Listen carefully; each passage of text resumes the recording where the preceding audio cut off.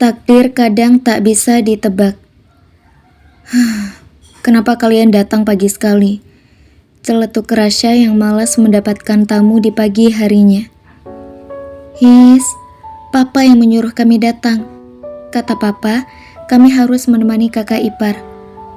Tapi Rere menghentikan kalimatnya. Lalu Rere dan Riri saling pandang. Tapi apa? Bukan menjawab pertanyaan dari Rasya, kedua adik Rasya justru mendekat ke Lucky dan menggeser Rasya yang saat ini ada di samping Lucky. Lalu mereka berdua memegang tangan kanan kiri Lucky. Hei, apa kalian tidak tahu mataku sedang bermasalah? Protes Rasya pada kedua adiknya. His, Rasya, sebentar saja. Kami harus bicara dengan kakak ipar. Kakak ipar?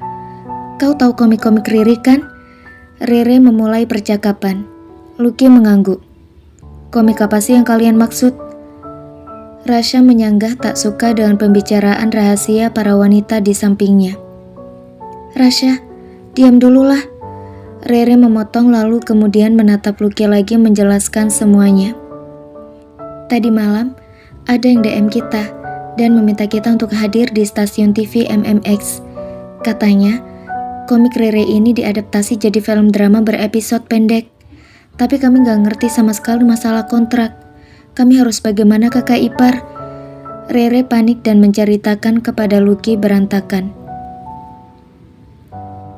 Hah? Jadi mereka mau kontrak komik kamu gitu, Ri? Lucky mengulang kalimatnya. Riri mengangguk. Wah, selamat. Usaha trio pencari jati diri kita akhirnya ada yang berhasil satu. Keren banget. Aku udah bilang kan kalau komik-komik kamu tuh bagus. Dan ceritanya tuh bagus. Terbuktikan. Lucky, Rere, dan Riri saling berpelukan. Mereka sangat bahagia. Tapi kemudian ketiganya diam bersamaan dengan wajah kebingungan. Lalu bagaimana dengan kontraknya? Rere bertanya lagi. Aku juga tidak tahu.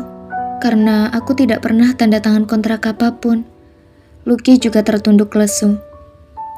Lalu aku harus bagaimana? Aku juga tidak mengerti kontrak. Dan bagaimana kalau nanti mereka tidak jujur? Giliran Riri yang kini kebingungan. Lalu mereka bertiga diam sejenak dan saling bertatapan dan kemudian mengarahkan matanya ke arah mata Lucky, memandang memberi isyarat. Rasya, maksudnya bagaimana kakak ipar? Rere tidak paham maksud Lucky dan bertanya balik kepada Lucky. Lucky menghela nafas. Rasya, kau sudah mendengar percakapan kami. Bisakah kau tolong kami untuk menganalisa kontraknya? Tanya Lucky sambil menatap Rasya yang saat ini wajahnya sudah sangat bete dengan kedua tangannya dilipat di depan tubuhnya. Aku sibuk. Juna, bantu aku ke meja makan. Hei, jangan pergi dulu lah Rasya. Tolong adikmu dulu. Kau kan sangat murah hati Rasya. Kau mengerti bisnis dan kami bertiga tidak mengerti bagaimana harus berbisnis. Kami tidak pernah menandatangani kontrak. Kami juga tidak pernah berhubungan dengan produser. Apa kau tidak bisa berbelas kasihan sebentar Rasya? Lucky sudah merajuk sambil memegang tangan Rasya, memohon kepada Rasya sedikit belas kasihan darinya untuk kedua adiknya.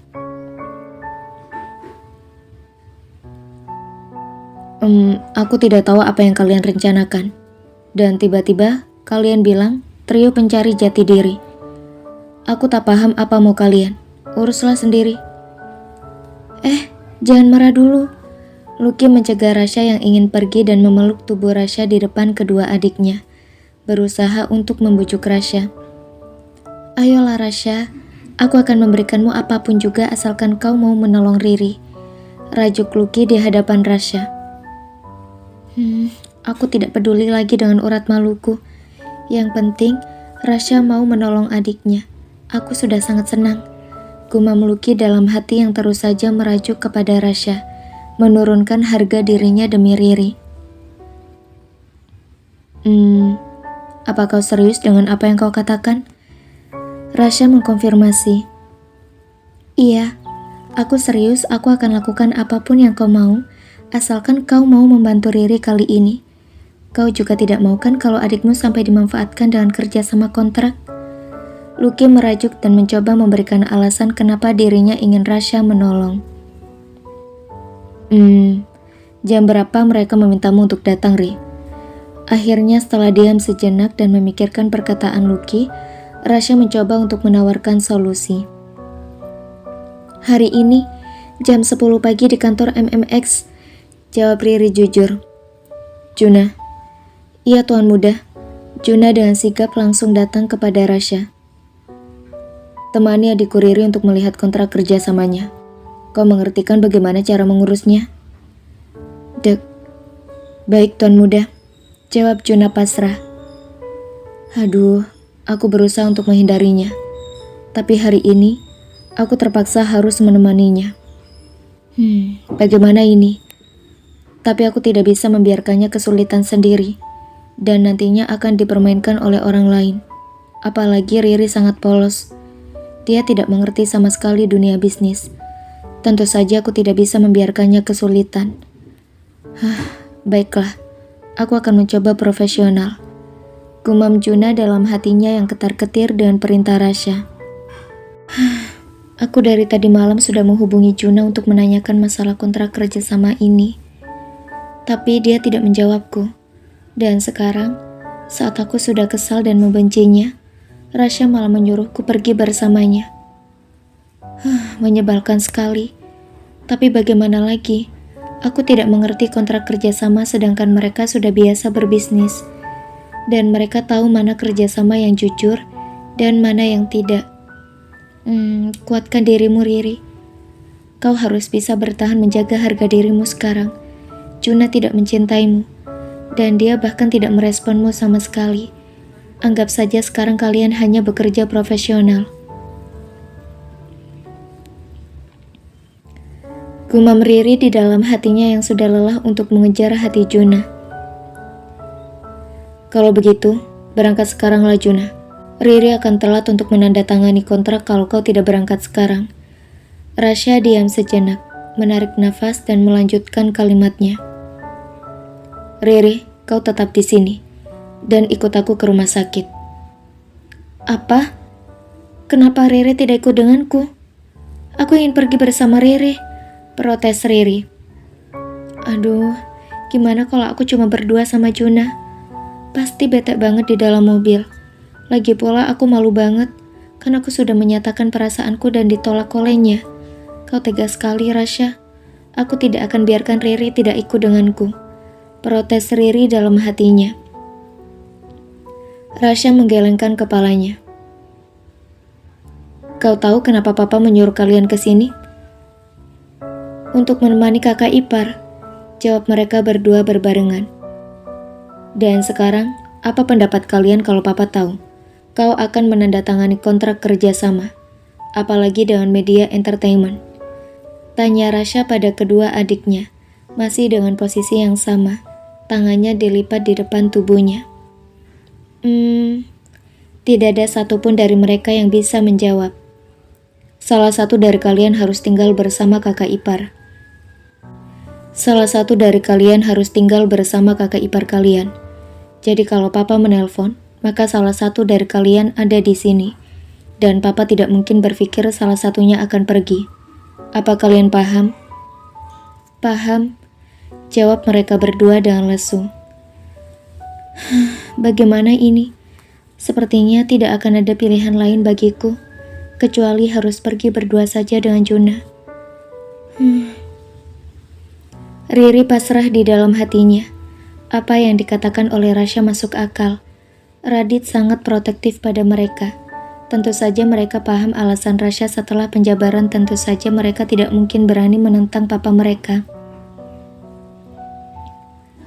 Ya sudah, kalau kalian memang sudah paham.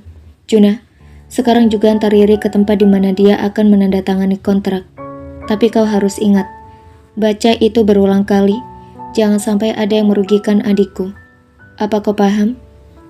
Baik, Tuan Muda. Juna mengangguk lalu mempersilakan Riri untuk mengikutinya. Mari kita berangkat sekarang, Nona muda. Sebentar, jawab Riri ketus. Lalu Riri menatap Riri dan berpelukan dengan Riri. Kau hati-hati di jalan ya, Ri. Aku akan sangat merindukanmu. Aku doakan semoga semuanya berjalan lancar. Aku sayang kamu, celetuk Riri. Kamu jangan lupa ngirim pesan ke aku ya. Aku tunggu pesan kamu setiap saat. Kita harus tetap ngobrol. Riri mengingatkan, dan mereka berdua berpelukan, seakan tahu isi hati sama lain dengan air mata yang sedikit menetes dari sudut mata mereka, membuat Lucky terkagum-kagum dengan apa yang ada di hadapannya. Oh Tuhan, mereka akan berpisah beberapa jam saja sudah seperti ini. Bagaimana nanti kalau mereka masing-masing sudah menikah? Gumam Lucky di dalam hatinya, yang tentu saja Lucky tidak tahu bahwa tadi malam Riri sudah menangis semalaman karena Juna tidak merespon teleponnya sama sekali.